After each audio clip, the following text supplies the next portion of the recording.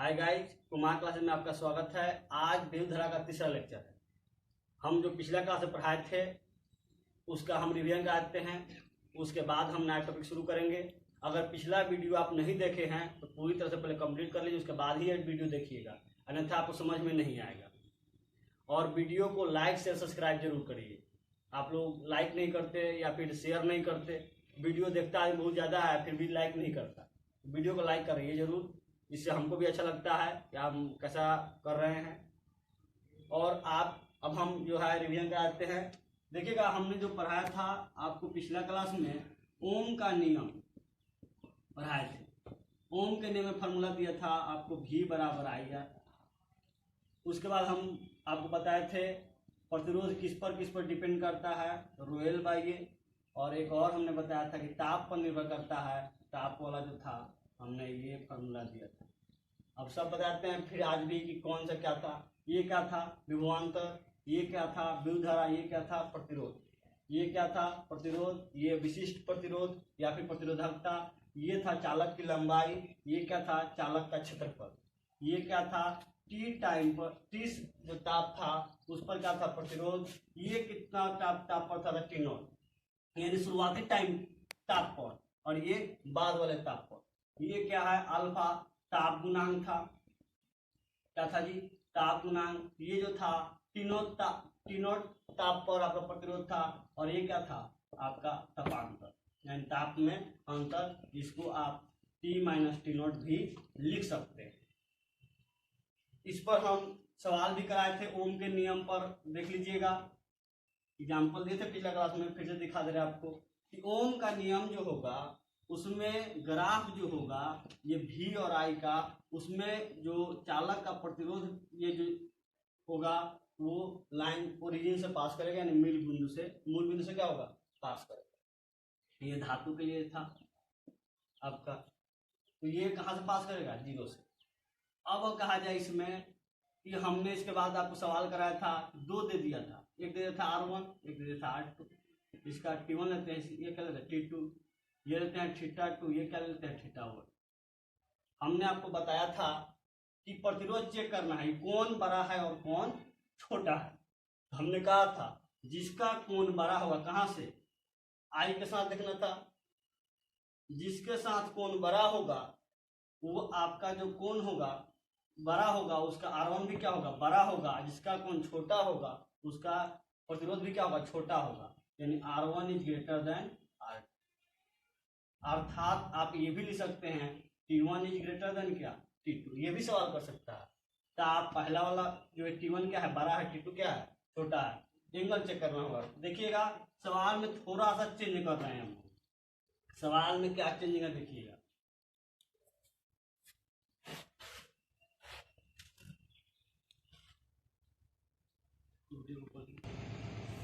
देख लीजिए अब यहाँ पर अगर इसमें दे दिया ये θ1 हो गया, ये θ2 हो गया, ये R1 हो गया और ये R2 हो गया, तब कहा जाएगा अब प्रतिरोध किसका ज्यादा और किसका कम। सवाल थोड़ा चेंज करके देखिए, पहले जो था वो V ऊपर था और I नीचे था, और ऐसे सवाल था R1 और R2, और ये था θ1 और ये था θ2। किसके साथ एंगल चेक हुआ था I के साथ, ये किसके साथ अब चेक करना, कोई लड़का कर देगा R1 is greater than R, और इसमें भी क्या कर दिया R1 इज ग्रेटर देन क्या R2। भाई साहब ये दोनों ही कैसे सेम हो गया, यानी कि ये देखिए V ऊपर था और I नीचे था तब ये सही था, लेकिन यहाँ I ऊपर और V नीचे है तब ये गलत हो जाएगा। तो ये एंगल किसके साथ चेक करना था I के साथ, और यहाँ चेक किसके साथ करा V के साथ, तब गलत है। आपको किसके साथ चेक करना था I के साथ, यानी कि ये हो जाएगा θ1, ये क्या होगा θ2, यानी उल्टा चल दिए। मतलब आप देख लीजिए यहाँ पर जो होगा छोटा वाला ये जो है ये बड़ा हो गया, तो R2 क्या हो जाएगा ग्रेटर देन R1। समझिएगा I के साथ ही कोण को चेक करना है, आप V के साथ नहीं, अगर V के साथ ले तो गलत हो जाएगा। कहीं भी कोण कहाँ से चेक होगा जी, आपको I के साथ चेक होगा, V के साथ चेक नहीं होगा, तब ये आंसर क्या हो जाएगा आप सही है। इसका T1 हो गया, इसका T2 हो गया, ताप कौन बड़ा हो जाएगा इसमें T2 is greater than T1 है, T2 बड़ा होगा, T1 क्या होगा छोटा होगा। अर्थात हम ये सिखाना चाह रहे हैं कहीं भी कोण जब बनाइएगा तो आप आई के साथ बनाइएगा, भी के साथ आप मत बनाइए। अब चलते हैं, आपका 2 क्वेश्चन न्यूमेरिकल कराते हैं फार्मूला बेस, ताकि आपका फार्मूला जो था पिछले क्लास का वो पूरी तरीका से तैयार हो जाए। देख लीजिए सवाल को हम एक बार पढ़ दे रहे हैं। टंगस्टन का तार जिसकी लंबाई तथा काट क्षेत्रफल दिया हुआ है कितना 1.5 और 0.60 कितना -6। इसके सिरों के मध्य विभवांतर कितना दिया हुआ है 0.90 वोल्ट। और यहाँ पर आपका दिया हुआ है किसका मान निकलना है, धारा का मान, और प्रतिरोधकता किसका दिया हुआ है, टंगस्टन का कितना दिया हुआ है। सवाल बनाने का हमने कहा था सिंपल मेथड है, जो दिया हुआ है उसको लिखिए। क्या दिया हुआ, लंबाई दिया हुआ है कितना 1.5 मीटर, तो एल इक्वल टू लिख दिया 1.5 मीटर। फिर क्या दिया हुआ है जी, आपका दिया हुआ है क्षेत्रफल। क्रमशः का मतलब है पहले ये और उसके बाद में क्षेत्रफल लिखा, तो क्षेत्रफल का मान ये होगा, यानी आर बराबर क्षेत्रफल दिया हुआ है, यानी ए बराबर दिया हुआ है कितना 0.60 गुना 10 कितना -6 मीटर स्क्वायर।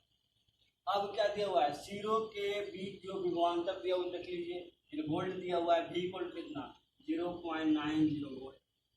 इसके बाद मांग क्या रहा है, धारा का मान, यानी आई आपसे मांग रहा है।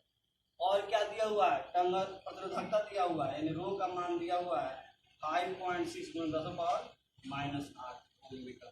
अगर ये सवाल समझ गए तो 2-4 सवाल तो अपने से कर लीजिएगा, तो हम थोड़ा सा बढ़िया सवाल लेकर आ रहे हैं कि 1-2 कॉन्सेप्ट आप इसी में सीख जाए। मांग क्या रहा है आपसे, आई। ओम का नियम आप पढ़े थे, भी बराबर आई आर। देखिए तो इसमें भी दिया हुआ है और आपका आई मांग रहा है और आर भी नहीं पता है। अगर आर मिल जाता और भी का मान पता था, क्या आई नहीं मिल जाता, आर कहाँ से लाए। तो आर का एक फॉर्मूला हम दिए थे, रोएल बाई ए। यहाँ से करिए, क्या आपको रो का मान दिया हुआ है, दिया हुआ है, एल का मान दिया हुआ है, ए का मान दिया हुआ है आपका, तो क्या आर नहीं निकल जाएगा। और आर का जो मान निकलेगा कहाँ पुट करेंगे हम, यहाँ पुट करिए। भी का मान पता हो गया, आर का मान पता हो गया, तो क्या आई का मान नहीं निकल जाएगा। आई का क्या हो जाएगा, जिसको निकालना है उसको एक तरफ, बाकी को एक तरफ, यानी आई बराबर क्या हो गया भी बाई आर। तो यहाँ से आप निकाल लीजिएगा, हमने आपको तरीका बता दिया निकालना कैसे है। एक बार और क्या दिया हुआ है, लंबाई दिया हुआ है, क्षेत्रफल वोल्ट दिया हुआ था, यानी कि विभवांतर, विद्युत मांग रहा था, प्रतिरोधकता दे दिया। क्या मांगा आपसे, करंट। करंट का जब हम गए रिलेशन पढ़े थे, उस रिलेशन में देखा तो कोई नहीं फॉर्मूला मिल रहा था, ये पढ़ते ओम के नियम से भी बराबर आई आर। तो देखे जब हम, तो भी पता है लेकिन आई पता नहीं और आर पता नहीं है।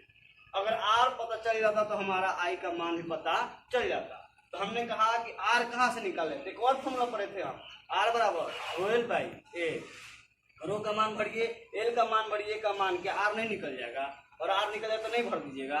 और जिसको निकालना है उसको एक तरफ, जिसको निकालना है उसको एक तरफ। किसको निकालना है, आई को तो एक तरफ, कहीं कहाँ जाए गुना के रूप में, कहाँ जाएगा भाग के रूप में, तो आई बराबर भी बटा, और यहाँ से क्या निकल जाएगा आपका आई का मान, मांग क्या रहा था आई का मान। तो इस तरह से आप सवाल कंप्लीट हो जाएगा, आप अपना बना लीजिएगा। ये वाला देख लीजिएगा, दूसरा सवाल आपका, एक पदार्थ है जिसका प्रतिरोध 25 डिग्री सेल्सियस में कितना दिया हुआ है 400 ओम दिया हुआ है। इसके बाद कहा जा रहा है कि 10 ओम हो जाता है, किस ताप पर, उस ताप को बताना है। देखिए किस ताप पर कितना हो जाता है प्रतिरोध 10 ओम, वो ताप आपको बताना है। तो आप तरीका क्या है बनाने का, पहले क्या लिखेंगे, जो दिया हुआ है, दिया हुआ डाटा पर लिखेंगे, दिया हुआ यानी क्या दिया हुआ है, पहले दिया हुआ है ताप, यानी टी नॉट कहते, शुरुआत वाले को टी नॉट हम लिए थे, टी नॉट बाबा कितना 25 डिग्री सेल्सियस। उसके बाद क्या कर रहा है 400 ओम, यानी शुरुआत वाला, शुरुआत किसे डिनोट किए थे R1 से, शुरुआत वाले को R0 से डिनोट किए थे। R0 बाबा कितना हो जाएगा 400 ओम। इसके बाद ताप नहीं दिया हुआ है, ताप आपसे मांग रहा है, बादल ताप क्या लिखे थे T से, बाद में कितना दिया हुआ है आपका प्रतिरोध 410 ओम, यानी कि 410, बाद वाले किसे नोट किए थे R से। अब कहा जा रहा है अल्फा का मान दे दिया हुआ है 1.4 गुना 10 पर पावर -4 पर डिग्री सेल्सियस, ये दे दिया हुआ है। अब कहा जा रहा है टी बताइए, तो हम जो फार्मूला दिए थे उस पर जाइए। पिछला क्लास में हमने जो फार्मूला कराया था भी बराबर आई आर, आर बराबर ओ एल बाई ए, और एक और कराया था आर बराबर R naught plus R naught alpha delta t. यानी कि ये वाला फॉर्मूला आप जाइए चेक करिए, alpha R naught alpha delta t. क्या इसमें आपका आर दिया हुआ है? दिया हुआ है। आर नोट दिया हुआ है, देखिए आर नोट दिया हुआ है, आर नोट भी दिया हुआ, अल्फा का मान दिया हुआ है, देख लीजिए। और डेल्टा टी का मतलब क्या होता है, लिख देते हैं आप, R naught plus R naught alpha, और डेल्टा टी का मतलब होता है, बाद में किस में रहते हैं, पहले वाले, यानी मान कौन सा रहा है, ये वाला। ये निकालना है तो सब का वैल्यू पुट कर सकते हैं आप। आर का वैल्यू रखिए, आर नोट का वैल्यू रखिए, आर नोट का वैल्यू रखिए, और निकालने कैलकुलेशन करना तो थोड़ा सा और आसान बनाते हैं। आर नोट को मान लीजिए 1 प्लस क्या हो जाएगा, alpha T minus T note. Calculation थोड़ा सा आसान होगा। उसके बाद क्या करिए, मान भर दीजिए और अल्फा का मान भरिए। क्या इसका ही मान दिया हुआ है, देखिए 25 डिग्री सेल्सियस, यहाँ पर दीजिए, यहाँ आपका मान।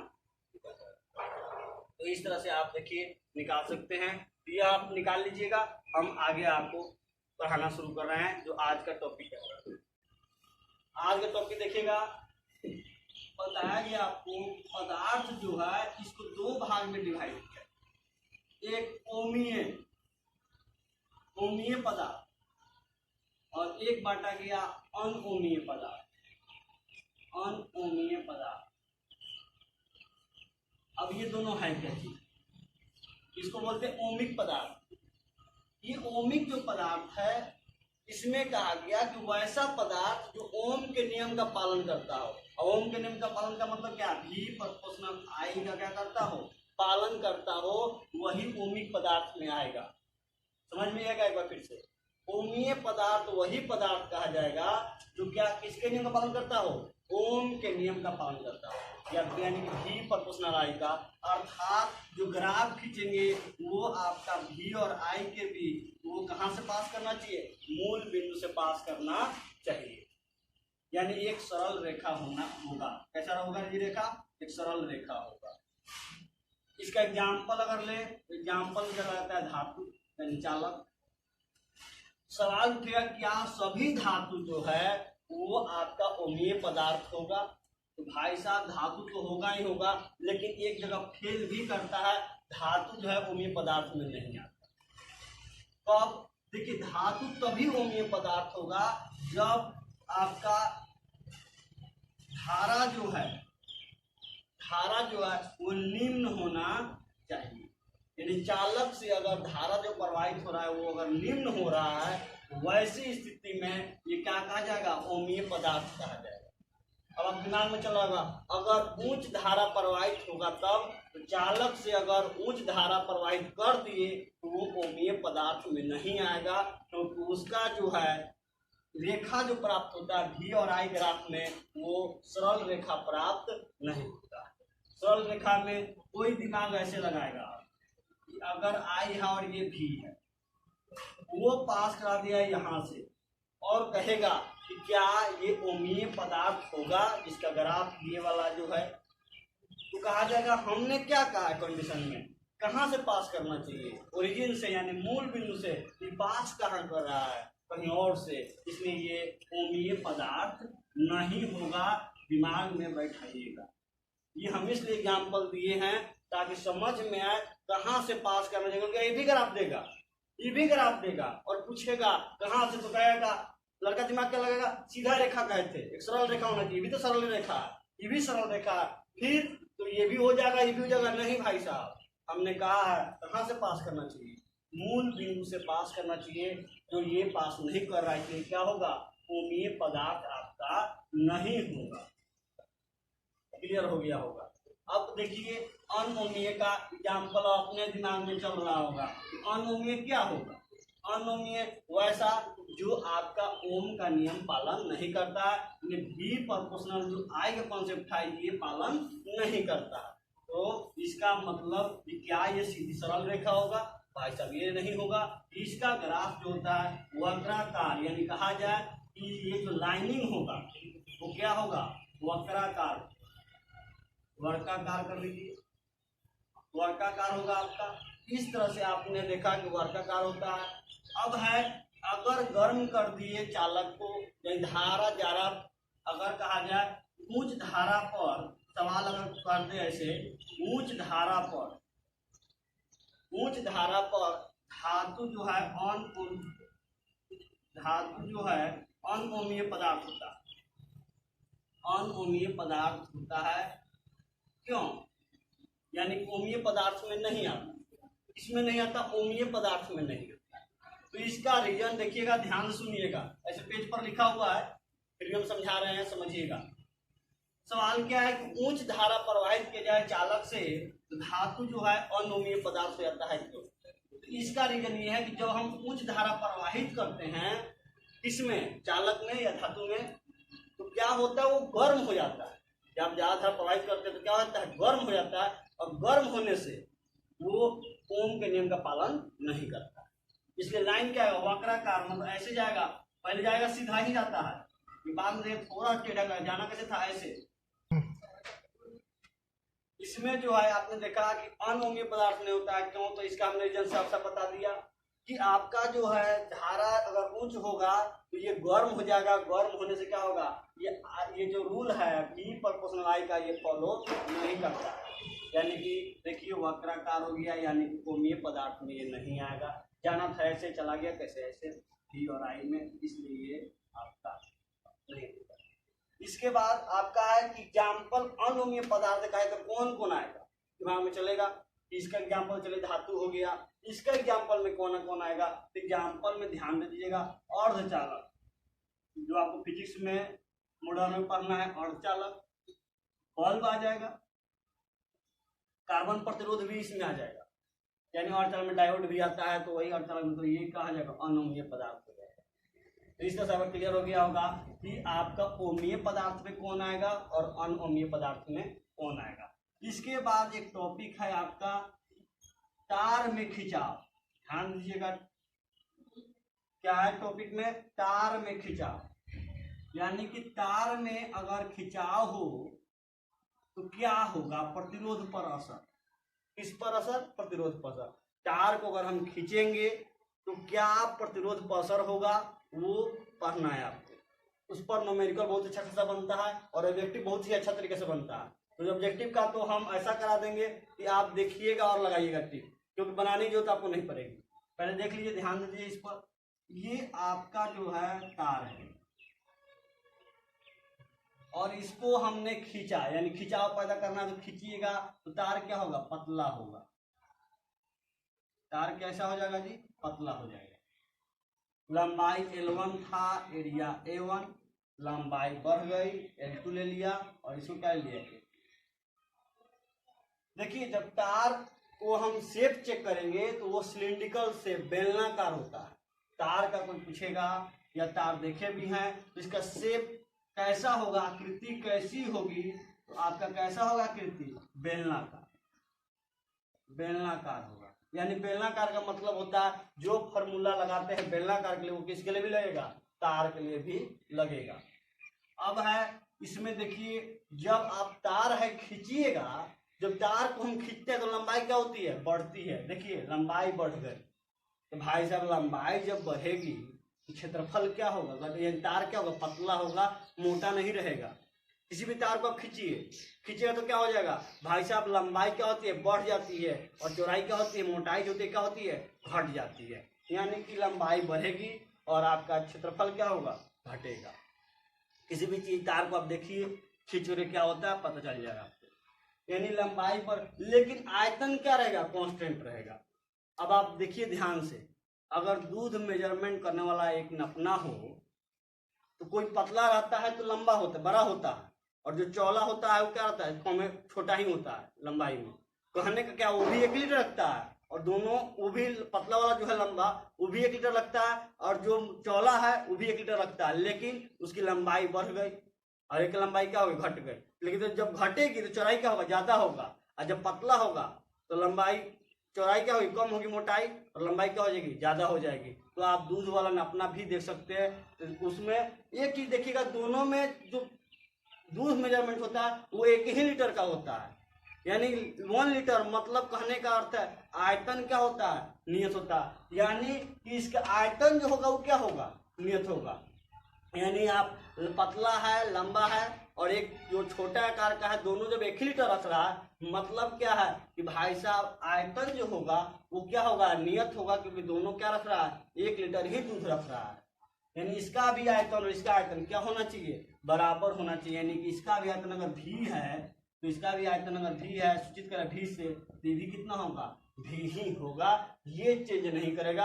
हाँ, लंबाई अलग हो जाएगी, क्षेत्रफल अलग हो जाएगी, बट आयतन क्या रहेगा, नियत रहेगा, कांस्टेंट रहेगा। और इसका इस्तेमाल हम करेंगे। पेज पर लिख भी दिए हैं कि किसी भी तार को अगर खींचा जाए तो लंबाई बढ़ती है और क्षेत्रफल क्या होती है, यानी मोटाई क्या होती है, घटती है। लेकिन आयतन जो है क्या रहता है, नियत रहता है। इसका फार्मूला इस्तेमाल करते समय हम यूज करेंगे। जैसे मान लेते हैं इसका प्रतिरोध R1 है, इसका प्रतिरोध क्या है, R2। तो ओम के नियम से हम पढ़े थे, आपको एक प्रतिरोध का फार्मूला पढ़े थे, R बराबर रोएल बाय ए। देख लीजिएगा, पढ़े थे। ओम के नियम का डिराइव करके फिर ये वाला लाए थे हम। और देख लीजिएगा यहाँ पर ये R1 हो गया तो ये L1 होगा, ये क्या होगा, A1 होगा।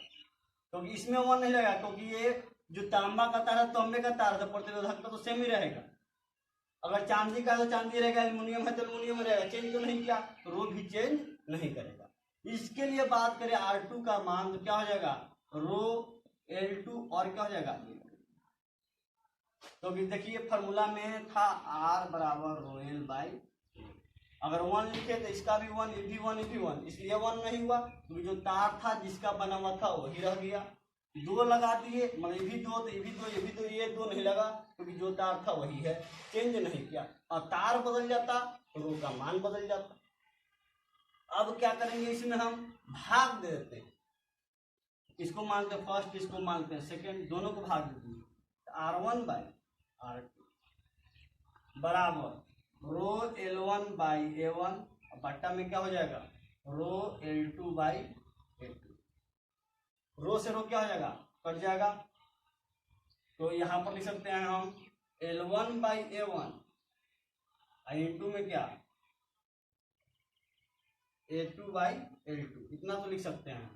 देख लीजिए L1 बाई A1, हाई का चल जाएगा, A2 ऊपर चला गया, A2 बाई L2। अब यहाँ पर जो चाह रहे हैं हम एक ही टर्म में लाना, या तो L1 को रखिए ना तो A1 को रखिए, यानी L के रूप में और A के रूप में, दोनों नहीं होना चाहिए, दोनों में से एक को हटाना होगा। अब हटाने का तरीका देखिए, हम क्या कहते थे, आयतन क्या होता है, मिटा रहे इसको, देख लीजिएगा। हम क्या कहते हैं, आयतन कांस्टेंट, यानी आयतन बराबर क्या होता है, क्षेत्रफल गुने का लंबाई। यानी अगर ये 1 लिखे, अगर 1 के लिए बात करें तो क्या हो जाएगा, A1 L1। दूसरा के लिए बात करें तो V बराबर क्या हो जाएगा, A2 L2। लेकिन दोनों का आयतन क्या है, बराबर है, तो ये जब बराबर है तो V बराबर ये लिख सकते हैं A1 L1 बराबर A2 L2, ये भी लिख सकते हैं हम, क्योंकि तो आयतन दोनों का ही बराबर है, दोनों का ही लिख दिया। अब चेक करिए यहाँ से, अगर हमको ये A1 को हटा रहे हैं, क्षेत्रफल हटा रहे हैं, A1 निकालिए तो क्या हो जाएगा, V बटा L1। यहाँ से देख लीजिएगा, यहाँ भी दिखा देते हैं आपको, V बटा L1 बराबर क्या हो जाएगा, A1। यहाँ से अगर निकालना चाहिए तो क्या हो जाएगा, V बटा L2 बराबर में क्या हो जाएगा, A2। यानी A1 की जगह पर ये वाला मान, A2 की जगह पर ये वाला मान हम रख सकते हैं। रख कर देखिए यहाँ पर तो क्या हो जाएगा, R1 बाई R2 बराबर L1 बटा V बाई हो जाएगा L1, N2 में कर लीजिए, A2 के जगह पर हो जाएगा V बटा L2, और बटा में क्या हो जाएगा L2। यहाँ पर V से V कैंसिल आउट हो जाएगा और आपका ये ऊपर चला जाएगा तो L1 का स्क्वायर बटा ये नीचे आ जाएगा तो L2 का स्क्वायर बराबर L1 बटा L2 का क्या लिख सकते हैं, स्क्वायर। एक नया फॉर्मूला निकल गया क्या, R1 बाई R2 बराबर L1 बाई L2 का क्या लिख दे, होल स्क्वायर। फिर समझिएगा क्या कर रहे थे हम, फॉर्मूला पढ़े थे R बराबर रो एल बाई ए। 1 लगाए थे तो सब में 1 लगा दिया, 2 लगाए थे तो सब में 2 लगा दिया, फिर कहा कि भाग दे दीजिए, भाग दे दिया, रो से रो क्या हो गया, कट गया। यानी ये वाला है L1 by A1 into A2 by L2। हमने कहा क्षेत्रफल को हटाइए, हमको दोनों में से एक टर्म में चाहिए, दो नहीं चाहिए, एक टर्म में, या तो लंबाई के रूप में रखिए और नहीं तो किस रूप में, क्षेत्रफल के रूप में। हमने कहा कि भाई क्षेत्रफल के रूप में नहीं रखेंगे, हम लंबाई के रूप में, तो लंबाई के रूप में। तो हमने कहा कि आयतन क्या होता है, नियत होता है, तो लंबाई हट, यहाँ से क्षेत्रफल हटाने लिखा लगाया, v बराबर a1 l1, v बराबर a2 l2। यहाँ से हमने निकाला a1 का मान, तो v by l1, v by l1। ये क्या हो जाएगा, v बाई l2, a2 का मान भर दिया। उसके बाद देखिए काटछाट किया तो l1 ये ऊपर चला गया, तो l1 का स्क्वायर बटा l2 का स्क्वायर, इसको ऐसे लिख दिया। यानी एक फॉर्मूला निकल के ये वाला आ गया। अब कोई सोच रहा होगा कि आपने l1 के टर्म में निकाला, क्या हम चाहें तो a1 के क्षेत्रफल के टर्म में नहीं निकाल सकते हैं? आराम से, आपकी मर्जी। तो हम क्षेत्रफल के टर्म में भी निकाल कर आपको दिखा दे रहे हैं। जैसे कि ये जो भी नहीं है, लंबाई के टर्म में भी हो, क्षेत्रफल के टर्म में भी होगा। यानी देखिए क्षेत्रफल के टर्म में अगर निकालने का प्रयास करें तो कैसे होगा, चेक करिए। r1 by r2 equal to क्या आया था आपका, l1 बाई a1 और आया था a2 बाई l2, ये वाला आया था। यहां से अगर हम निकालने का प्रयास करें, अब क्या निकालेंगे हम, l1 निकालते हैं तो क्या हो जाएगा, v बटा a1, और इसमें क्या हो जाएगा, v अगर यहाँ पर निकालना चाहिए l2, v बटा a2 हो जाएगा। देख लीजिएगा। अब क्या करें, मान भर दीजिए, v बटा a1, अब बटा में क्या a1, मान भर दिया। यहाँ पर जो है a2 का तो a2 ही रह जाएगा, और इसका ठीक है, ये v बटा ये हो जाएगा। यहाँ से देखिए v से भी कैंसिल आउट हो जाएगा, तो हो जाएगा 1 बाई a1 का स्क्वायर, ये चला जाएगा ऊपर, तो क्या हो जाएगा a2 का स्क्वायर, तो क्या हो जाएगा a2 का बटा में क्या a1 का होल स्क्वायर। यानी आपने देखा कि r1 बाई r2 जो आया वो a2 बाई a1 का क्या आया, होल स्क्वायर है। तो इसमें देखिए 1 है, इसमें क्या है 2 है, तो ऐसे नहीं सकते इसको एक साथ, देखिए एक साथ लिख देते हैं, r1 by r2 equal to l1 by l2 का होल स्क्वायर, अब बराबर क्या लिख दे a2 अब बटा में का a1 का होल स्क्वायर। आपने देखा l1 बाई l2 का होल स्क्वायर, a2 बाई, देखिए यहाँ 1 है, इसमें क्या है 2 है। कोई सोचेगा आप कि अगर आपको क्षेत्रफल ना पता हो, ये तो सिलिंड्रिकल शेप है, अगर इसे क्षेत्रफल नहीं पता हो, त्रिज्या पता हो, क्या पता हो, त्रिज्या पता हो, तो वैसे स्थिति में क्या होगा, तो भाई साहब वैसी स्थिति में इसका मान, क्षेत्रफल क्या होता है, जिसका सर्कल है एक तरह का, सर्कल कैसे पता है, पाई आर स्क्वायर, मान भरिए पाई आर स्क्वायर, 2 है तो 2 के लिए, 1 है तो 1 के लिए, अब बाटा का इसका क्या हो जाएगा होल स्क्वायर। देखिए पाई से पाई कट जाएगा, तो क्या आया जी r2 पर पावर कितना 4, r2 बाई r1 पावर कितना आ गया 4। तो इस तरह से आपने देखा, ये जो तरीका था आपको हमने दिखा दिया। क्या क्या किया हमने कि अगर एक तार है खींचिएगा तो क्या होगा वो हमने बताया, कहा कि खींचिएगा तार को तो लंबाई बढ़ेगी और क्षेत्रफल क्या होगा घट जाएगा, लेकिन आयतन नियत रहेगा। हमने एक दूध का जो मेजरमेंट होता है नापना, उसका हमने एग्जाम्पल दिया कि अगर 1 ही लीटर दूध मेजरमेंट कर रहा हो तो एक पतला होगा और लंबा होगा, और एक ऐसा भी होगा जो छोटा होगा लेकिन चौड़ा ज्यादा होगा। यानी अर्थात एक में हो सकता है कि लंबाई बढ़ेगी तो लंबा ज्यादा जाएगा और क्षेत्रफल क्या होगा कम होगा, और एक में क्षेत्रफल ज्यादा है तो लंबाई क्या होगा कम होगा, लेकिन जो आयतन होगा वो क्या होगा नियत होगा। दोनों ही 1 ही लीटर दूध आपका रखेगा। हमने उसके बाद फार्मूला ये डिराइव किया आपका, सिर्फ आपको सिंपल तरीका है, बहुत बढ़िया तरीका से हो जाएगा। आप एक बार अपने करिएगा। हम एक बार और बोल दे रहे हैं, आर बराबर रो एल बाई ये था, रो चेंज नहीं होगा क्योंकि आपका 1 हो जाता है, तो r1 बराबर रो L1 बाई A1, R2 बराबर रो L2 बाई A2, उसका भाग दे दीजिए और उसमें से जिसको टर्म में चाहिए वो टर्म। आप सोचिएगा क्या कि अब फार्मूला अप्लाई कहाँ होगा, ये भाई साहब फार्मूला कैसे अप्लाई होगा देखिएगा। अगर लंबाई पता है और इसमें 1% पता है, दूसरा आराम से निकल जाएगा, तो कौन सा फॉर्मूला लेंगे ये वाला। अगर क्षेत्रफल पता है तो ये वाला, अगर त्रिज्या पता है तो ये वाला रिलेशन लेंगे। इस तरह से आप निकाल सकते हैं और इसका ऑब्जेक्टिव हम अगले क्लास में कराएंगे। तब तक पूरी तरह से वीडियो को देखिए और समझिए। पेज भी दिया हुआ है डिस्क्रिप्शन बॉक्स में, वहां पर जाके आप डाउनलोड कर सकते हैं और आराम से आप पढ़ सकते हैं। एक बार वीडियो देखिए, दूसरे बार पेज को पढ़िए, पूरी तरह से आपको याद हो जाएगा, क्योंकि हम इतना बार बोल रहे हैं ताकि आपको पूरी तरह से कंठस्थ हो जाए।